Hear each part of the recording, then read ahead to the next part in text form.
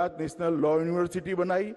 ये रक्षा शक्ति यूनिवर्सिटी भी उसी वक्त सोची गई और इसके साथ साथ फॉरेंसिक साइंस यूनिवर्सिटी अपने आप में समग्र विश्व में फॉरेंसिक साइंस के ही विषय को पढ़ाने वाली, इस पर रिसर्च करने वाली और इसकी सारे सवालों का जवाब ढूंढने वाली university Gujarat forensic science university बनाने का काम किया। एक प्रकार से देखें तो कानून और व्यवस्था के साथ जुड़े हुए तीनों पहलू को इन्होंने ट्रेनिंग के साथ यूनिवर्सिटी बनाकर उसकी ट्रेनिंग के साथ शुरू से ही युवा मुझे इस क्षेत्र में अपनी करियर बनानी है, इस क्षेत्र में कंट्रीब्यूट करना है, इस प्रकार की सुविधा गुजरात में उपलब्ध कराई। दो प्रकार से लोग काम कर सकते हैं, एक तो कई जगह एग्जाम देते हैं, कहीं सिलेक्ट हो जाते हैं और जहां सिलेक्ट होते हैं वहां काम करते हैं, और दूसरा तरीका है कि युवा बच्चा तय कर ले कि मुझे देश के सुरक्षा के क्षेत्र में ही जाना है, मुझे फॉरेंसिक साइंस के क्षेत्र में ही जाना है, मुझे कानून की ही सेवा करनी है और उसकी ट्रेनिंग ही इस प्रकार से हो और बाद में वो कंट्रीब्यूटर तय नाते आए, सिर्फ नौकरी करने के लिए लिया है, सिर्फ जॉब करने के लिए ना है। ये बहुत बड़ा व्यवस्था परिवर्तन मोदी जी ने उस वक्त गुजरात के अंदर किया था और देश भर के सामने एक मॉडल प्रस्तुत किया था कि अगर बच्चों की ट्रेनिंग ही एक क्षेत्र विशेष के लिए की जाती है तो तज्ञ यहीं से उभरेंगे, यहीं से बनेंगे और उस क्षेत्र को कंट्रीब्यूट करेंगे।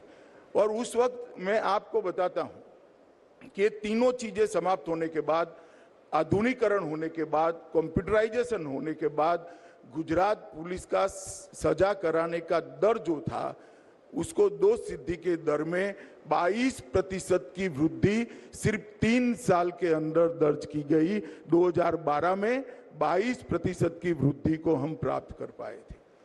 तो इसकी सबसे पहली शुरुआत चाहे रिसर्च एंड डेवलपमेंट हो, यहाँ से एक्सपर्ट बाहर निकलने हो या यहाँ से कंट्रीब्यूट करने वाले सरकारी कर्मयोगी बाहर निकालने हो, इसकी सबसे पहली शुरुआत देश के प्रधानमंत्री जी ने की थी।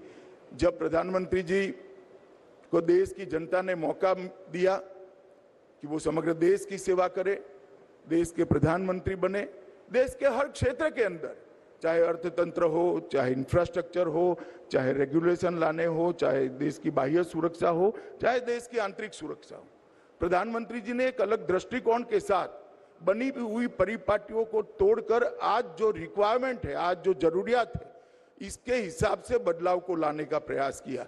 और राष्ट्रीय रक्षा यूनिवर्सिटी भी इसी का एक उदाहरण है। नेशनल फॉरेंसिक साइंस यूनिवर्सिटी भी बन गई है और राष्ट्रीय रक्षा शक्ति यूनिवर्सिटी भी बन गई है। आज मुझे आनंद है कि राष्ट्रीय रक्षा शक्ति यूनिवर्सिटी अनेक क्षेत्र के अंदर रिसर्च एंड डेवलपमेंट से लेकर अनेक संस्थाओं के साथ जुड़कर उनकी जरूरियातों को एक अच्छा गाइडेंस देने का काम कर रही है। और मैं आपको बता सकता हूं कि आने वाले कुछ ही समय में राष्ट्रीय रक्षा शक्ति यूनिवर्सिटी अपना व्याप बहुत तेजी से बढ़ाने जा रही है। जैसे नेशनल फॉरेंसिक साइंस यूनिवर्सिटी ने 7 राज्यों की सरकारों के साथ एमओयू कर 3 राज्यों के अंदर नेशनल फॉरेंसिक साइंस यूनिवर्सिटी के कैंपस खोलने का काम समाप्त कर दिया है। इसी प्रकार से राष्ट्रीय रक्षा शक्ति यूनिवर्सिटी भी अब तेजी से सभी क्षेत्रों में जाकर अपना एक कैंपस कम से कम खुले क्षेत्रवार, इसकी चिंता करेगी। और लॉ एंड ऑर्डर संभालने के लिए 3 जो रिक्रूटमेंट के स्टेज हैं, कांस्टेबल लेवल पर, पीएसआई लेवल पर और डीवाईएसपी लेवल पर, ये तीनों क्षेत्रों में उस क्षेत्र में काम करने वाले बच्चे को पहले से ही प्रोफेशनल ट्रेन कर उसको सरकारी कर्मी नहीं, जो मोदी जी की कल्पना है, इस प्रकार का कर्मयोगी बनाने के लिए एक अच्छा एटमॉस्फेयर और अच्छा इंफ्रास्ट्रक्चर दोनों उपलब्ध कराएगी।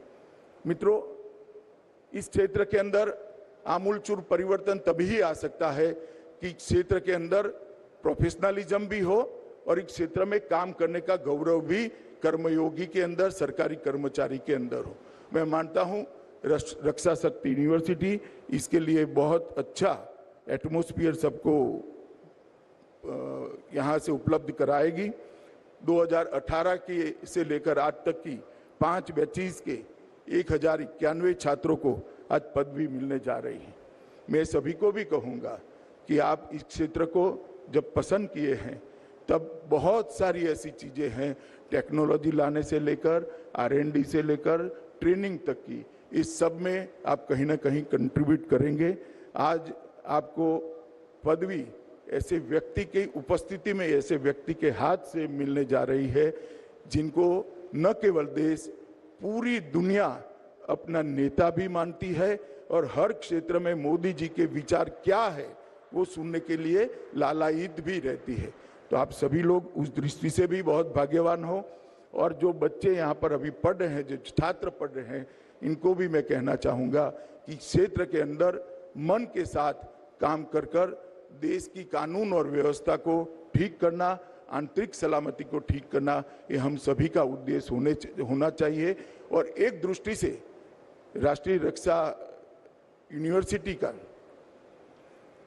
एक बहुत बड़ा कंट्रीब्यूशन देश में ये भी रहने वाला है कि हमारे संविधान ने संघीय ढांचे को स्वीकार किया है और हमारे संविधान ने कानून और व्यवस्था को स्टेट के सब्जेक्ट में इंगित किया है।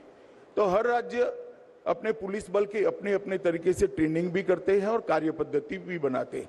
राष्ट्रीय रक्षा शक्ति यूनिवर्सिटी के तत्वाधान में जब पूरे देश भर में इसके कैंपस खुलेंगे और यहाँ से ट्रेन हुए बच्चे पुलिस बल में भी जाएंगे, अलग अलग क्षेत्र में भी जाएंगे, एक्सपर्ट के नाते पुलिस की सपोर्टिव सिस्टम को भी काम करेंगे, तब अपने आप पूरे देश के पुलिस बल का एक वाक्यता लाने का काम भी राष्ट्रीय रक्षा शक्ति यूनिवर्सिटी कर सकती है।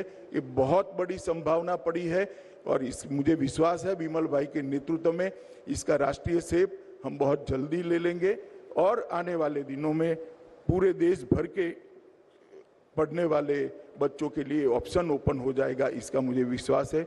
मैं गृह विभाग की ओर से प्रधानमंत्री मोदी जी का स्वागत भी करता हूं और बहुत बहुत धन्यवाद भी करना चाहता हूं कि इन्होंने आज अपने अमूल्य समय में से रक्षा यूनिवर्सिटी को यहाँ पर समय दिया और पहले पदवीदान समारोह में आए, इसके लिए धन्यवाद कर मेरी बात को समाप्त करता हूं। Vande Mataram.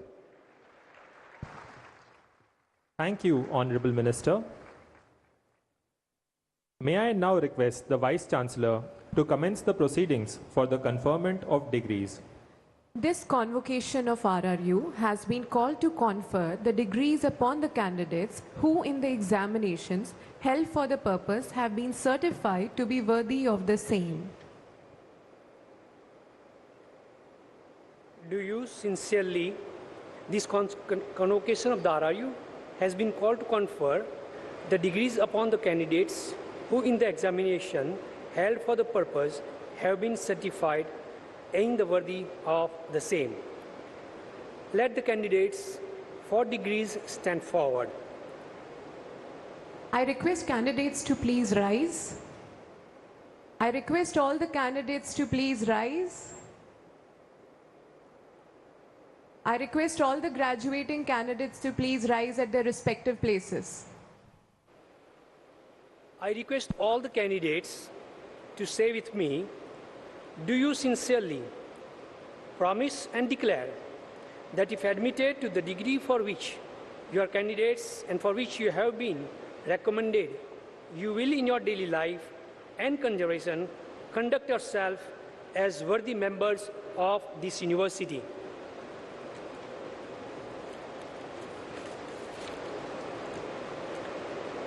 Let the candidates be now presented.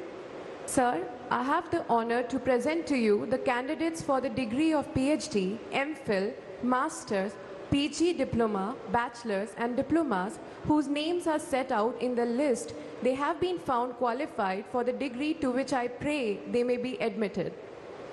By virtue of the authority vested in me as the Vice Chancellor of the Rashtriya Raksha University, I admit you as also the candidates in absentia to the degrees of PhD, MPhil, Masters, PG Diploma, Bachelors and Diploma in this university. Thank you, sir. Congratulations to all the graduating students, PhD scholars and post-graduating batches of academic year 2018, 19, 2020 and 2021. We all are very proud of you. Huge round of applause for the graduating students. May I request all the students to kindly be seated. We will now present